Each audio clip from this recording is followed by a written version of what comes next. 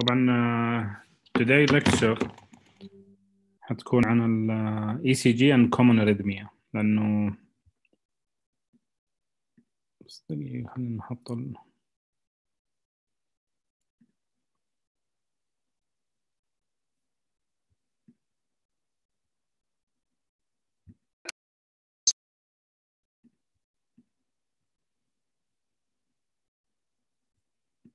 واضحة الصورة شباب؟ واضحة. يلا بسم الله. يعني as a prime to the second lecture we'll start with the electrocardiogram. يعني at your level I anticipate إنه most of you know the basic ECG and know how to read abnormal finding that you might face when you're doing rotation. في أي rotation you will do in your life or whatever specialty you'll go, you're gonna need the ECG and you need to know the cardinal feature of ECG. It's very important part. يعني حتى في الكارديولوجي rotation it's part of your physical examination to include the ECG at the end because it will help guide your management. Does anyone know why it is electrocardiogram with a K, not with a C? And some people call it EKG, not ECG. It's intentional, I did it. If anyone know, can unmute himself and can tell me.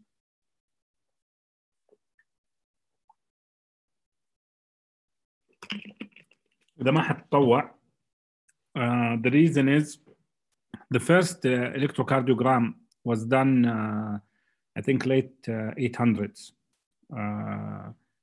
السبب إنه it was done in Germany and in Germany exactly, yeah. معتز الغامدي, he just mentioned it. In Germany, I'm the one who in Einthoven, I think اسمه الphysicist اللي سوى أول ECG. And of course it takes an hour to do it. وتحط يدك في مغطس موية you sit still for 1 hour and you get one lead only out of this lengthy process. طبعا nowadays it takes only 6 seconds to 10 seconds to have a 12 lead with adjustment of speed and adjustment of stuff that you will learn about today. It shows you how things can begin small and then get big with time and get advanced. طبعا my objective today for the lectures is I want you to know the basics. You are the same group of last week? Because if you're the same group of last week, I did management of ischemic heart disease and common valvular disease. Yeah, you did have the lectures. Anyhow, we're going to continue now and then we'll have the questions afterwards. Okay, guys? طيب, we're going to review the basics. We're going to have an important rules to know about an ECG paper, because ECG paper is standardized across the universe. When you're talking about an ECG here, it's the same as an ECG in the US or in Canada or in Africa. طبعا we'll use some examples for common medical conditions, and then also you're going to see some ACS, which is the most important thing that you want to identify. Things can alter the patient outcome. As all of you know already, I'm sure, the standard ECG contains of 12 leads, 12 standard leads. 3 of them are bipolar, meaning that it needs, for the generation of the electrocardiogram of that lead, you need 2 leads, negative and a positive. And there were also 6 unipolar pericardial lead and 3 augmented unipolar lead. The unipolar uses the body as the negative and uses the lead itself as the positive.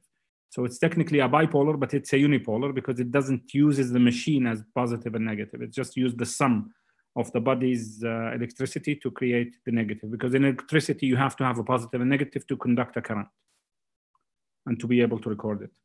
There are some additional lead to the 12 lead ECG. There are the right-sided leads. So when you ask the nurse to do a right-sided lead, you notice that the 3 leads in the anterior become V1R, V2R, V3R.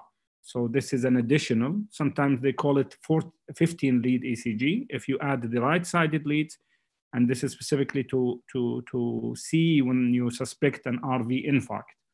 The other thing is when you add a posterior lead, you add a unipolar pericardial lead, V6, V7, 8, and 9. This is placed on the posterior to the chest to look at posterior infarct or posterior ST elevations.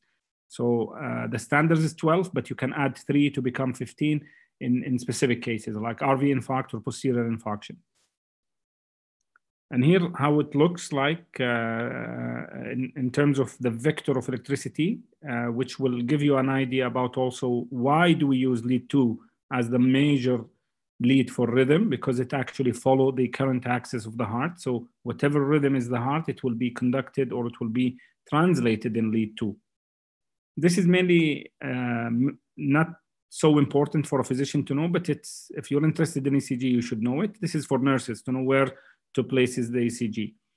طبعا right arm in the shoulder, left arm in the shoulder, and then right leg is usually the grounding electricity to ground any noise, and LL it's the for the left side of the unipolar augmented leads. You can see that placing the lead is very important because in certain condition we can move V1, V2 up to the second intercostal space. In the normal situation, you put it in the fourth intercostal space. However, if you want to augment a Brugada ECG, you can place it in the V2, V1 position. You always at least know the knowledge, because if the nurse gave you an ECG and you know that she's placing it too high, it will give you some maybe hidden information, okay? The easy way to remember, V2 is just right parasternal border in the fourth intercostal space, and V1 and V2 right and left. V4 is in the mid-clavicular line. V3 is in between V2 and V4. V5 is just 1 centimeter away, 1 centimeter away as you go down the side. That's just the easy way to remember. It is important also, this is something that you might be asked at your level, to localize an infarct. The ECG, the idea behind an ECG is, it is like a camera. And لو أنت وقفت and took a picture of an elephant from the side and from the back and from the front, all pictures are for the elephant, but they are different. And لو كان كل واحد opinionated, they will يقسم إنه هذه هي صورة الelephant، إنه يجي بالشكل اللي هو شايفه. The idea behind the ECG, it's the same. So it is, the heart is a round structure, it's a 3D structure, and in order to cover all the aspects, you have to have a round structure, and that's why certain lead indicate certain walls. So the way to remember from V5 to V4, it's anterior, septal if septo-anterior if it's V1 and V2. Lateral lead is V5 and V6. Sometimes people call it low lateral. And then there is the high lateral, which is a limb lead, 1 and AVL. The inferior lead, as all you know, it's 2, 3, and AVF. Memorize it, know it by heart, because this is something you'd been asked in the exam. And if you're in a rotation with cardiology, I would definitely ask you about localizing an infarct, because this is one of the important and the easy part of ECG to know. If you notice that AVR is not highlighting anything, because actually some people call a 12 lead ECG 11 lead ECG, because nobody looks at AVR except in 2 conditions where I would look at AVR. First, if there is a left main disease where it would have an ST elevation in AVR and diffuse ST depression everywhere. And the second is in pericarditis, when you have an pericarditis where you have ST depression and PR elevation, which is the mirror opposite of whatever happened in the other leads. So these are the 2 conditions that would make me look at AVR. Some people call it the lone electrode because no one actually look at it. It's very far away from the heart and it doesn't give you any more information.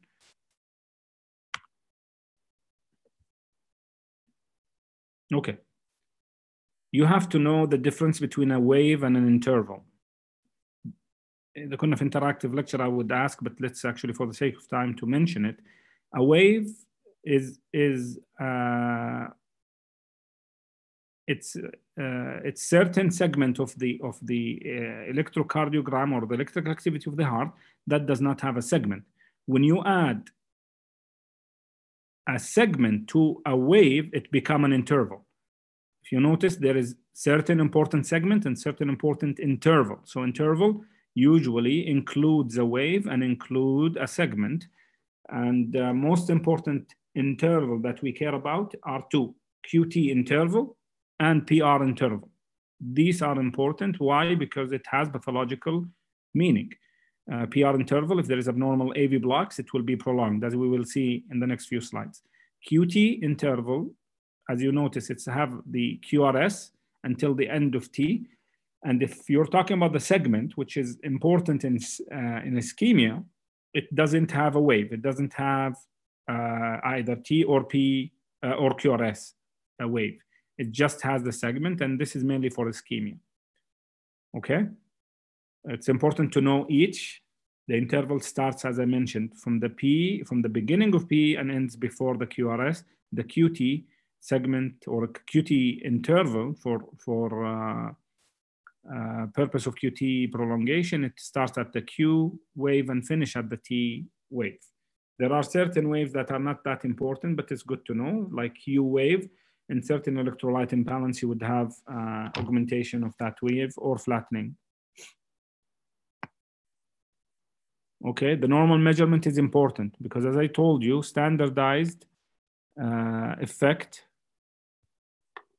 or standardized paper is the same paper you're going to do here in anywhere in the world. So it has to be standards. As you know, إنه الورقة البرتقالية حقت ال ECG has orange dotted line with bold and fine lines. Each big square is 0.2 second, or as I call it, 2.2 seconds. Sorry, let's keep it simple actually, because some people use the millisecond, but for your level, use it for only a second, not to confuse millisecond and seconds. For easy, يعني في electrophysiology they use millisecond unit. The small square has 0.04 seconds. This is important to remember. Why? Because the horizontal line represents time, and that's the equation. 0.2 second for large square and 0.04 second for small square. So each 5 large square represent 1 second. For the vertical axis, it's measured the amplitude of electricity, and it is standardized at each one large square is a 0.5 millivolt, and each small square have a 0.1 millivolt. And if you do calculation, 2 large square will be 1 millivolt. This duration, it's also important to identify the normal duration of intervals and waves, because that gives you an idea about if there is any problem with prolonged or either short segment or an interval. The P wave, usually it's less than 0.12 seconds. The PR interval, which is most important for your level, is between 0.12 to 0.2. Some people say 0.22, because prolongation of that will make you think of AV block, and shortening make you think of the pre-excitation syndrome. QRS is important to know that it's less than 0.12 second or 120 milliseconds. The reason is that any prolongation of the QRS will make you think of a diagnosis of left bundle or right bundle based on the morphology of an ECG. QT interval, roughly, it should be less, the corrected QT should be less than 0.4 or 400 millisecond. Because it's a little bit different between male and female. It's a little bit longer in female, but for your level, just say less than 400 millisecond or 0.4 second. When you read an ECG paper, you should have a system. I don't want you to jump into the diagnosis. You know that there is AFib, don't say AFib. Start systematic so you don't miss anything, specifically in an OSCE exam or any type of exams, because you get points for everything you mentioned. Pattern recognition helps you to identify the diagnosis, but I want you to be systematic. So واحد ممكن يعرف الباthology, but he didn't read the ECG will get less points than someone who read it and he doesn't reach the diagnosis. It is acceptable not to reach the diagnosis as long as you know the steps and the ladder steps that you use to reach a diagnosis. First, you start with the rate, and there's millions of ways of calculating the rate, which we're gonna come across. Then important to identify the rhythm, and maybe for your level is just to look for being sinus or not sinus. Axis of the heart, and there's an easy way to remember it: hypertrophy of any chambers, infarction and ischemia, and then extra bonuses for duration that or an interval prolongation. So for normal regular heart rate, and normal human have a heart rate between 60 and 100 at rest state. At sleep, it can dip down a little bit slow, and it can increase with exercise. How do you calculate it? You can either use the large square as a marker or the small square. Large square of 300 divided by the number of large square between two RR intervals. So you calculate how many large box between RR peaks or QRSs, and then you divide that 300 by that number. If you're looking at, if you're not lucky to find that there is an aligned R on every bolded line, you can use the small square, but here calculate the small square in between the two RR interval, and then you divide that number. I will show you 1500 divided by the number you get by how many small square. There is an easy way to remember that if there is only one box between two RR, you just remember the numbers, the sequence, the following sequence, and you just remember it by memory. Or technically, it is just dividing it by the number of large square. If it's only one square, it's 300. If it's two square, then it's 150. Three square, it's 100. And then 75, 60, 50, 43, and 37. That's a quick way to remember, but you can always use the equations to the left. If the patient has irregular heart rate, i.e. AFib, then you calculate how many QRSs you have per 6 seconds, and then you multiply it by 10. Okay? And then you get the heart rate. The rhythm identification is important to identify, is it regular or irregular? Irregular heart rate for your level, in 99% of the time, AFib is the right answer. So irregular heart rate is AFib. Irregular heart rate is AFib, 3 times, and then there are the differential. To call it sinus, you have to have a positive P wave before each QRSs, and lead 1 and lead 2. If it's not positive, it's not sinus. You can't call it sinus. It's coming from the atria, but it's not sinus.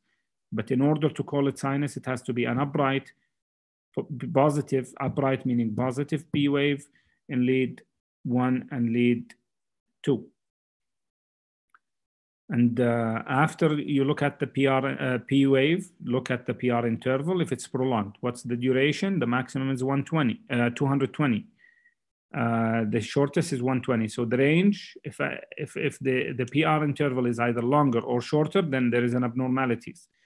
The same for QRS for bundle branch block. Most of this information, you'll find it printed by the machine upstairs. So you look at the PR interval and you see the duration, if it's abnormal or long, and confirm it by looking at the rhythm.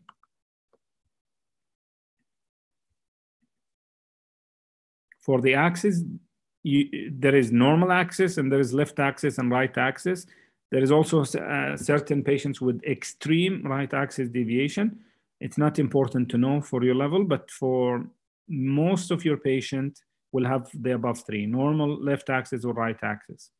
The axis of the heart, the normal heart lies between -30 to 90.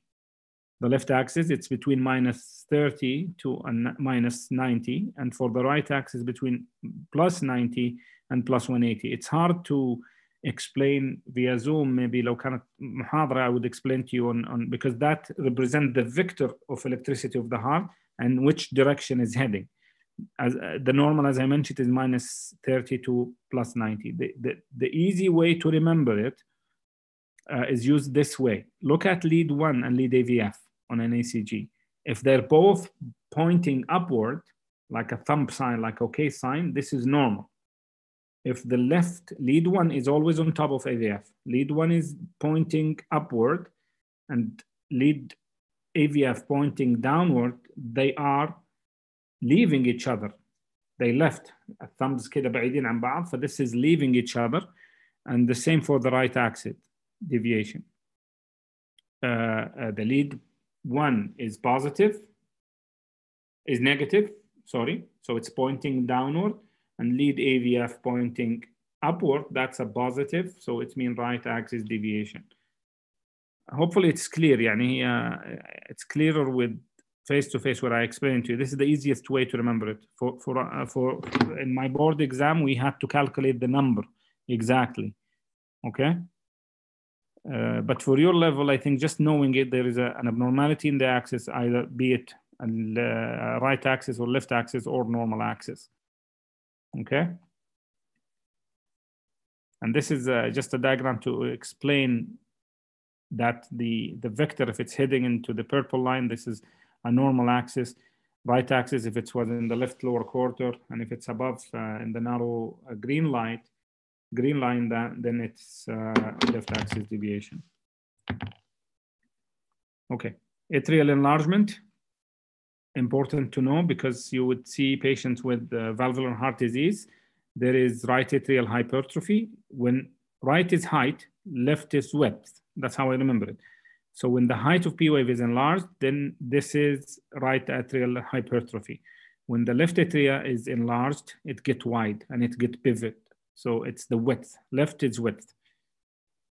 Seen in certain condition.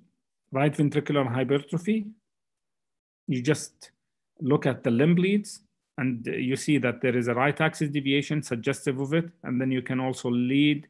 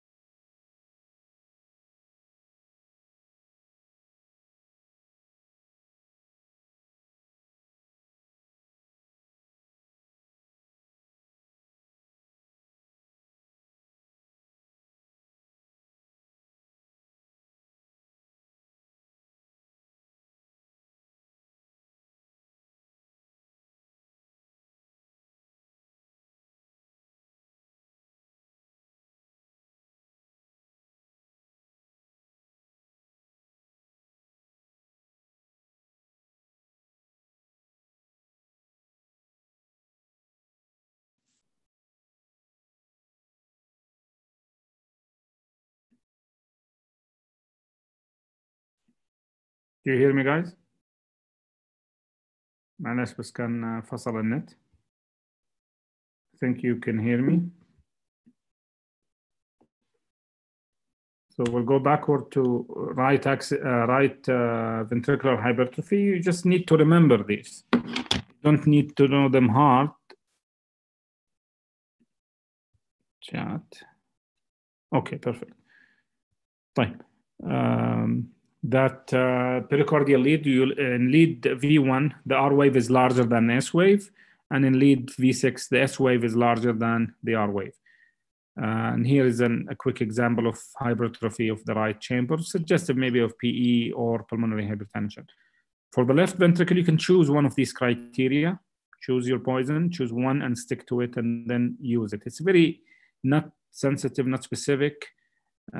So most of the time, if you see it, yes, you would warrant a further investigation to see if there is a hypertrophy or any pathological condition that can give you high amplitude. Most commonly hypertension. So use your easy, remember the easiest. I just use modified Cornell and that's it, because that's the way to remember as it is here.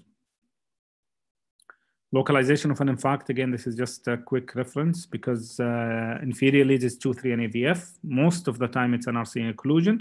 However, it could be also related to a dominant LAD or a dominant circ if it's applied inferior walls. Lateral ECG or lateral leads would be mainly a circ occlusion. And that's, if you see any elevation in that segment, you think about circ. The septal, if it was V1 and V2, anterior lead from V1 to V4. This is again important. You should memorize it hard. Okay. طيب. This is usually if it's an interactive session. This is an ECG that shows that there is an ST elevation in the high lateral lead, suggestive maybe of a circ acute myocardial infarction. There is a condition that can cause ST elevation other than ischemia, especially if it is associated with smiley ST elevation, concave upward, and there is no ST depression whatsoever. However, there's a PR depression. You should think about pericarditis as a cause of abnormal ECG, not ischemia.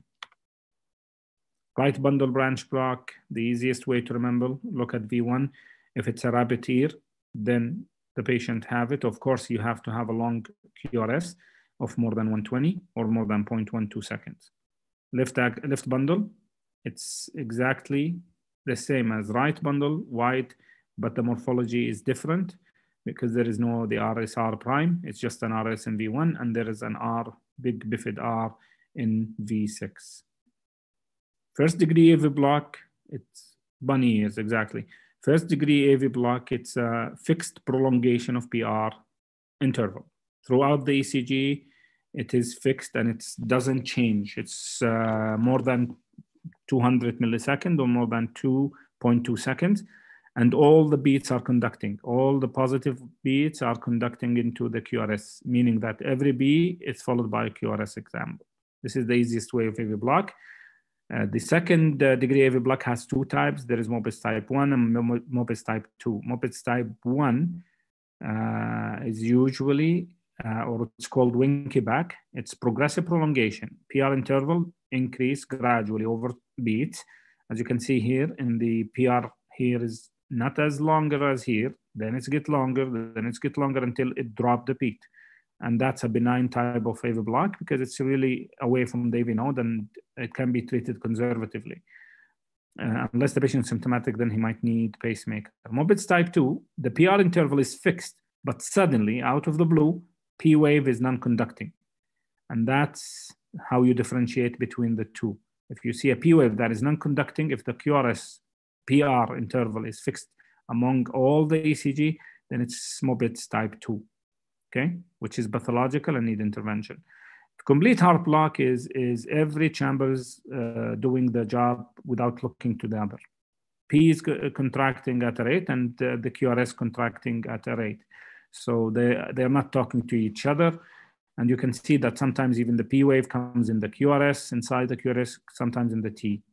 It's complete AV dissociation. And it's a pathological condition again and require treatment.